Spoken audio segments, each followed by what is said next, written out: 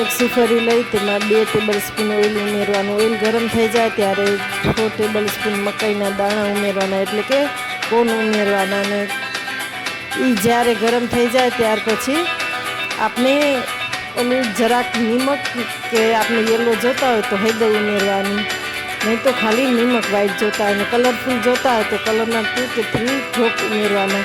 અને જ્યારે કોનો પોપ થવા માંડે એટલે કે ફૂટવા માંડે ત્યારે ઢાંકણ ઢાંકી દેવાનું।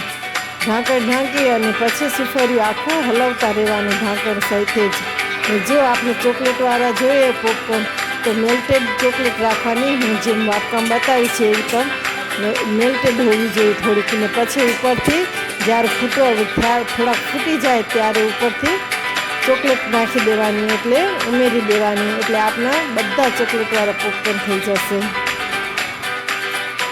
તમને મારો વિડીયો ગમે તો લાઈક કરજો, શેર કરજો અને સબસ્ક્રાઈબ કરજો।